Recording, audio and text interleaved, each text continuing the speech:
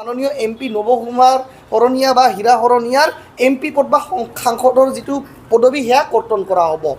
মই হীৰা শৰণীয়াৰ সমৰ্থক নহয়, নিৰ্বাচনতো মই ক্ষুদ্ৰাৰ বিৰোধিতা কৰিছিলোঁ আৰু আগন্তুক দিনতো তেনে জনগোষ্ঠী বিৰোধী নীতিৰে যদি কোনোবা অৱৰ নেতৃত্ব আগবঢ়ায় তাক মই বিৰোধিতা কৰি যাম। কিন্তু হীৰা শৰণীয়া বা নৱ শৰণীয়াৰ MP পদ বা সংসদ পদ কৰ্তন কৰা হ'ব বুলি যি হৰ্ষ উল্লাস বহুত ব্যক্তিয়ে বা জনজাতীয় লোকসমূহে স্পেচিয়েলি কিছুমান নামধাৰী বড়ো জনগোষ্ঠীয় নেতাই যিভাৱে কৰিছে এয়া দৰাচলতে উচিত হোৱা নাই। কাৰণ এইখিনি কৰাতে কি হ'ব যে আজি আমি ক'ব গ'লে মই বাৰে বাৰে কওঁ যে কচে মেচে বহিলা ভোজ ভাত খাইলা হাউৰীয়াক ডাকে আনি মণ্ডল পাতিলা। আজি বড়ো শৰণীয়া কছাৰী আমি ক'ব গ'লে একে বড়ো মূলৰ, একে we all belong to the same race. Saraniya Kachari, Bodo, Rabha, Koch Rabha আমি সকলোৱে একেমূলীয় মানুহ। কিন্তু এজন ব্যক্তিক টাৰ্গেট কৰাৰ কাৰণে নৱ শৰণীয়া বা হীৰা শৰণীয়াক টাৰ্গেট কৰাৰ কাৰণে আজি বড়ো জনগোষ্ঠীটোৰ আৰু শৰণীয়া কছাৰী জনগোষ্ঠীটোৰ যি বাৰেৰহণীয়া যি মিলন আছিল, যি এক আগন্তুক মানে দিনতো বা এই ঐতিহ্য সময়ৰ পৰা যি মিলনটো বজাই ৰাখিব লগা আছিলে আগন্তুক দিনত, সেয়া কিন্তু ক'তবা নহয় ক'তবা খুদ আহিব বুলি মই শংকা প্ৰকাশ কৰিছোঁ। সেয়ে মই কৈছোঁ যে যিসকলে শৰণীয়া কছাৰীৰ লোকসমূহে ইতিমধ্যে 2017 চনৰ আগত বা 2019 চনৰ আগত বা আজিৰ দিন 2023 চনৰ যি হাইকোৰ্টৰ অৰ্ডাৰ আহিছে ইয়াৰ আগলৈকে যোনে বড়ো কছাৰী কমিউনিটি হিচাপে বা বড়ো কছাৰী ছাবকাষ্ট হিচাপে বড়ো বুলি যিসকলে ট্ৰাইবেল চাৰ্টিফিকেটটো লৈছে বা ট্ৰাইবেল সংঘই দিছে সেয়া নিশ্চিতভাৱে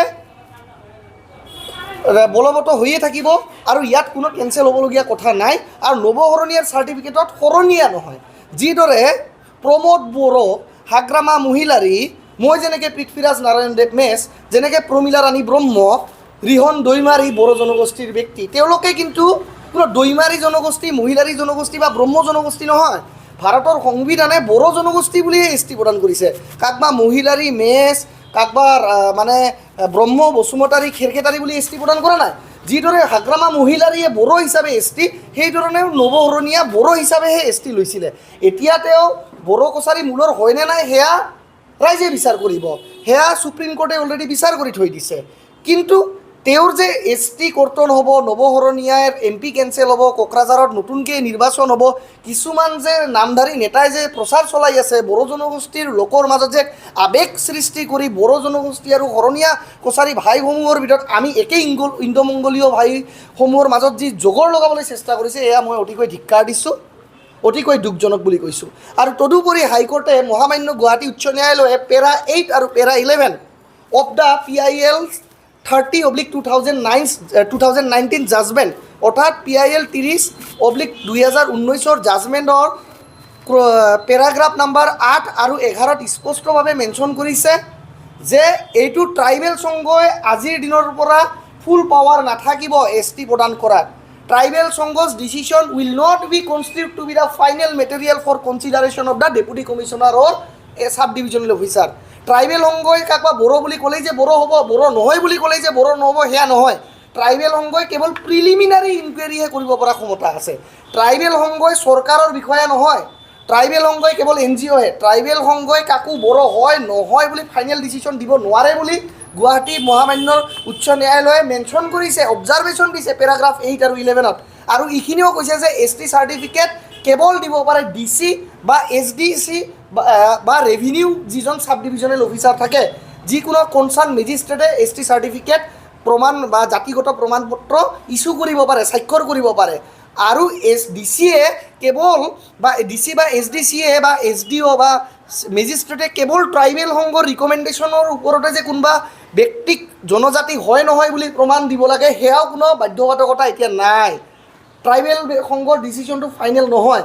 ট্ৰাইবেল সংঘৰ ৰিকমেণ্ডেশ্যন দিয়াৰ পিছতো এইটো DCয়ে নিজৰ মাইণ্ড এপ্লাই কৰিব বুলি পেৰাগ্ৰাফ নাম্বাৰ 11ত আৰু 8ত ক্লিয়াৰলি মেনশ্যন কৰিছে যে the concerned officer shall also' apply his own mind and not fully take the recommendation of the tribal সংঘ to be the final material. তো এইখিনি বস্তু মই ৰাইজৰ সজাগতাৰ বাবে কৈ দিব বিচাৰিছোঁ, কাৰণ এতিয়া নিৰ্বাচন আহি আছে, 2024 নিৰ্বাচন আহি আছে।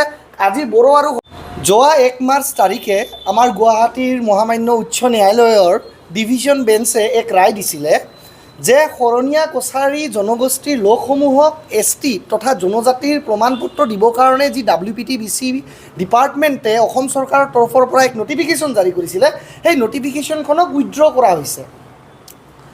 সেই জাজমেণ্টখনত স্পষ্টভাৱে সেই অবজাৰভেশ্যনখিনি মেনশ্যন কৰা হৈছে। কিন্তু ইয়াক লৈ বহুতে কিছুমান ক'ব গ'লে আকাশত চাং পতাৰ দৰে আৰু মানে বেগানী চাদিমে আব্দুল্লা দিৱানাৰ দৰে মানে কিছুমানে এতিয়া উচ্ছৃংখা পোখাৰ দৰে মানে জঁপিয়াই আছে। চাওক, আজিৰ দিনত মই ৰাজনৈতিক ব্যক্তি হিচাপে মই কথাটো ক'ব বিচৰা নাই। মই আজি আপোনালোকক মাতি আনি এই সংবাদ জগতৰ সন্মুখত মোৰ মন্তব্য প্ৰকাশ কৰাৰ উদ্দেশ্যটোৱেই হ'ল যে সত্যটোক সত্য আৰু মিছাটোক মিছা ক'বলৈ। আজি এনেকুৱা হৈছে, বড়ো জনগোষ্ঠীয় যিখিনি নেতাই আজি সংবাদ মাধ্যমৰ আগত তেওঁলোকে মন্তব্য প্ৰকাশ কৰিছে, তেওঁলোকে ভাবিছে যে প্ৰকৃত কথাখিনি ক'লে বড়ো জনগোষ্ঠীয়ে বেয়া পাব। আৰু শৰণীয়া কছাৰী জনগোষ্ঠীৰ লোকসমূহে বা শৰণীয়া কছাৰীৰ নেতৃবৰ্গই তেওঁলোকে ভাবিছে যে আমি যদি প্ৰকৃত কথাখিনি কওঁ বড়ো জনগোষ্ঠীয়ে বেয়া পাব বা শৰণীয়া কছাৰী জনগোষ্ঠীয়ে বেয়া পাব। তো আনক চাই পিনে প্ৰকৃত কথাটো কোনেও ক'ব বিচৰা নাই। কিন্তু আজি মই কথাখিনি ক'ব বিচাৰিছোঁ, আচলতে হৈছিল কি অৰ্ডাৰখনত। PIL 30/2019 অৰ্থাৎ ৰাজহুৱা স্বাৰ্থজড়িত আবেদন ক্ৰমিক নং 30/2019 যি 1 মাৰ্চ 2023 তাৰিখে মহামান্য গুৱাহাটী উচ্চ ন্যায়ালয়ৰ ডিভিশ্যন বেঞ্চে ৰায় প্ৰদান কৰিছিলে, তাতে কৈছিলে যে যিসকল ব্যক্তিয়ে এতিয়ালৈকে শৰণীয়া কছাৰী জনগোষ্ঠী তথা কছাৰী ছাবকাষ্ট হিচাপে তেওঁলোকে ST চাৰ্টিফিকেট লৈছে, সেইখিনি উইথড্ৰ কৰা হৈছে, সেইখিনিহে কথা কোৱা হৈছে। কিন্তু এইখিনি কথা কোৱাতে এই 1 মাৰ্চ 2023 তাৰিখে যি গুৱাহাটী উচ্চ ন্যায়ালয়ে অৰ্ডাৰ দিলে বা জাজমেণ্ট দিলে, তাৰ ভিতৰত কৰিব বিচাৰিব, কালি কোনোবা হিন্দু আৰু খ্ৰীষ্টানৰ ভিতৰত কৰিব বিচাৰিব, কালি কোনোবা ৰাজবংশী আৰু আদিবাসীৰ ভিতৰত কৰিব বিচাৰিব, এনেকৈ কোনোবা দিন অবড়ো হ'ব, কোনোবা দিন অনা ৰাজবংশী হ'ব, অনা আদিবাসী হ'ব। এইবিলাক বেয়া। BTRত শান্তি উভতি আহিছে, শান্তি থাকক, এইখিনিয়ে কামনা কৰিছোঁ। আৰু ৰাইজক মই সেইকাৰণে সঠিকভাৱে যাতে বুজি পায় এই সংবাদ মাধ্যমৰ জৰিয়তে মোৰ বক্তব্য দাঙি ধৰিলোঁ। MP নৱশৰণীয়াৰ ৰাজনীতিৰ ভৱিষ্যত কি হ'ব? চাওক, MP নৱশৰণীয়াই MP ইলেকশ্যনত প্ৰতিদ্বন্দ্বিতা কৰি তেওঁ জয়যুক্ত হৈ বিজয়ী হৈ ঘোষিত হৈ আহিছে। গতিকে MP নৱশৰণীয়া ডাঙৰীয়াই যদিহে বাচি থাকে, ভগৱানে তেওঁক যদি সুশৰীৰে ৰাখে, তেতিয়াহ'লে তেওঁ 2024 চনলৈকেতো আগন্তুক যি নিৰ্বাচন, সেই MP নিৰ্বাচনলৈকেতো তেওঁ নিজে MP হৈয়ে থাকিব। ইয়াতে যে এই হাইকোৰ্টৰ অৰ্ডাৰ আহিছে কাৰণে তেওঁৰ MP পদ কৰ্তন যাব, এয়া মিছা কথা, এয়া কেতিয়াও নহয়। কাৰণ তেওঁ বড়ো কছাৰী হিচাপেহে ST। আৰু যদি আপুনি 2024 চনৰ পিছৰ কথাখিনি কয়, তেতিয়াহ'লে মই নিশ্চিতভাৱে ক'ব বিচাৰোঁ যে MP নৱশৰণীয়া বুলি নহয়, কালি XYZ যোনে নাহক কিয় আগন্তুক দিনত আমাৰ BTRৰ শান্তিৰ ভূমিত কোনোবা জনগোষ্ঠীয় বিৰোধিতা ৰাজনীতি ইয়াতে নচলিব। কোনোবা অনা বড়ো, কোনোবা অনা কোচ ৰাজবংশী, কোনোবা অনা ট্ৰাইবেল বুলি যদি যোনেই নাহক কিয়, নৱশৰণীয়া বুলি নহয়, তেওঁৰ যে ৰাজনীতি ইয়াতে ধূলিচ্ছাত হ'ব বা আগন্তুক দিনত যে তেওঁ পহু খেদা খাব, এইখিনি আমি ক'ব পাৰোঁ। কাৰণ ৰাইজে এতিয়া সমিল মিল বিচাৰে ভাই, ৰাইজে ভাল ব্যৱসায় কৰি খাব বিচাৰে, ভাল উন্নতি কৰিব বিচাৰে, ভাল শিক্ষা বিচাৰে। জাতিগত পলিটিক্স বহুত হৈ গ'ল।